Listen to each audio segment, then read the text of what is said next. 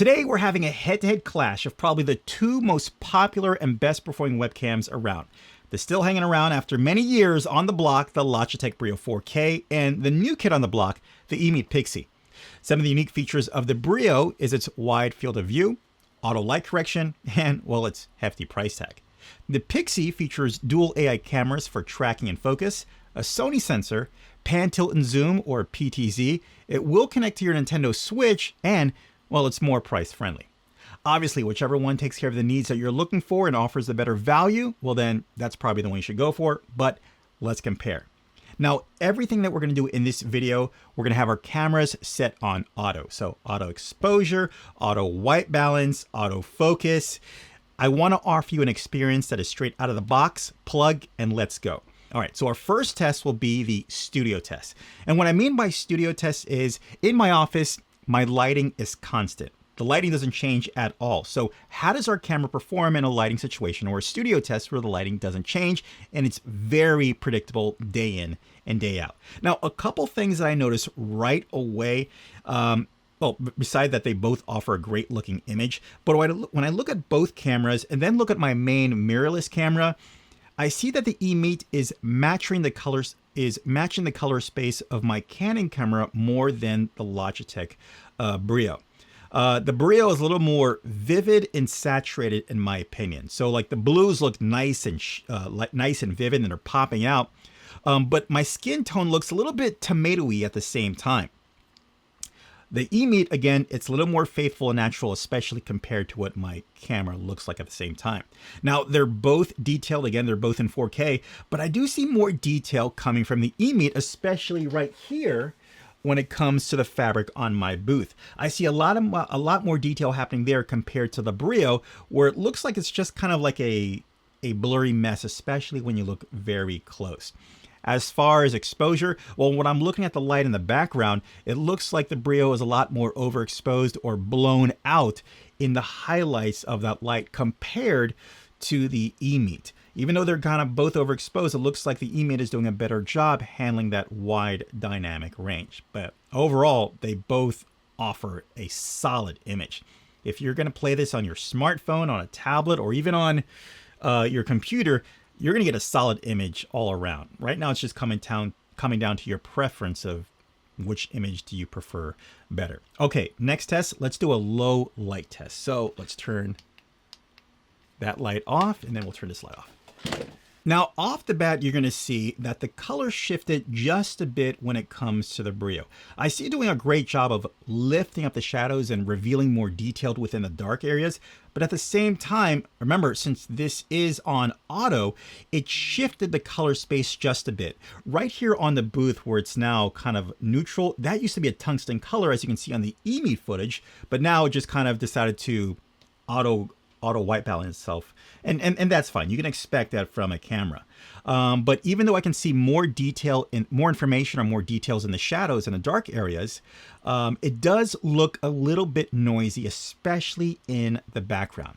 Now, when I look at the Emeet, it's still holding up great detail, a lot of sharpness, but at the same time, while it's not trying to do fancy things for low light like the BRIO is, it looks like it's just getting with the image. It looks like the way it is in low light. If we take a look at my main camera, we can see it's a lot dark. Again, I would say that the Emeet is kind of more closer to my main camera than the Logitech itself. The Logitech's trying to do all sorts of fancy stuff, but it seems like the Emeet is just kind of like, we're just going to stay where we are and just give you a good picture, which makes sense because it is using a Sony sensor. Again, I'll say the detail on the fabric of my booth is a lot more prominent than the detail on the fabric on the booth for the BRIO. Okay, let's move to our focus test. I'm going to take my PlayStation controller here and I'm just going to bring it up right here. Now, what I've noticed, this is not the first time I'm doing these tests, but what I've noticed through several different tests is that obviously because of the two cameras on the Emeet, I find that this offers a more snapping focus experience, or I would say closer to a rack focus where it focuses on here and then it snaps right back to my face again. And I find over the time that I've used the Emeet, the Pixy, it's been dead on when it comes to focus. Now, it's not to say that the BRIO is doing a bad job. It's just not as snappy or detailed when it comes to focus. I obviously can see that when it comes to the detail of this controller, the Emeet is picking up way more detail compared to the Logitech BRIO.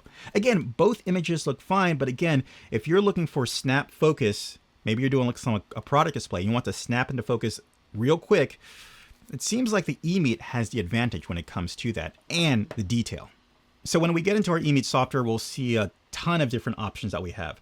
First of all, again, it's a PTZ camera, so you can either choose standard mode or tracking mode, where it will follow you depending on where you're going. Again, this is awesome, especially if you're a content creator and you want to move around in your space, you want to track you can do that. It also features hand gestures at the same time, so you can record, stop recording, activate the tracking with your hand gestures without actually going and moving with the mouse. And at the same time, you have a privacy mode where it faces us down, so you can have your privacy. We'll go right back to standard mode. And of course, with the PTZ function, I can control the direction which my camera is pointing at. I can set default locations. I can zoom in if I want. No, I can't. Of course, you have different audio modes or different types of noise cancellation presets. You do have filters as well that you can mess with. As you can see, you can go to effects. Oops, hold on, let me go back to default. Again, you can play with the contrast, the autofocus, the white balance if you want to. Then you also, you have some other things here. I mean, other video presets such as bright, nostalgia, things you can definitely play around with if you want. And for those of you who want to get down and dirty to the customize, you can go right there as well. And then you have an assistance here. We can focus on the type of focus that you want. So this is pretty cool. It has a selected area, so I can just press on an area and it will always focus on there no matter what. You have here we go, a central focusing area, so it's always focusing in the center. And then of course you have a head focus area, which is always looking for a head. So again, a lot more features or customization that you can have through the Emeet software. And of course you have other features as well here from there. As far as the Logitech BRIO, of course you do have that wide field of view, so you can go from there, and of course you can manually mess with that. Scrolling to the bottom, we have some image adjustments.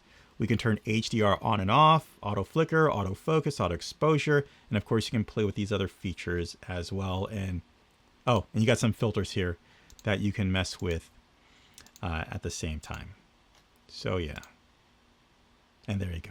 All right, let me share with you my final thoughts. The Logitech BRIO offers a wider field of view. Good low light, but the software is bare bones, and if you ask me, it's a bit pricey after being out for so long. The Emeet does have pan, tilt, zoom, auto tracking, gesture control. The low light is solid, even though it's not trying to do any gimmicks or tricks. It just shows what's there, and that's probably because of the Sony sensor. The Emeet software offers more options, and I feel the price is more appealing. Again, in the end, it's really going to be up to you, but if I had to say, it seems that the Emeet, especially for being the new kid on the block, offers more features at a better value. All right, really hope this video helped you out. Take care. Bye. As always, I'll leave links in the description down below so you can pick up your own. Hey guys, do me a favor, if you like this video, leave a like, if you love it, subscribe, and ding that notification so you can be notified for future videos as well. I'll see you next one. Take care. Bye.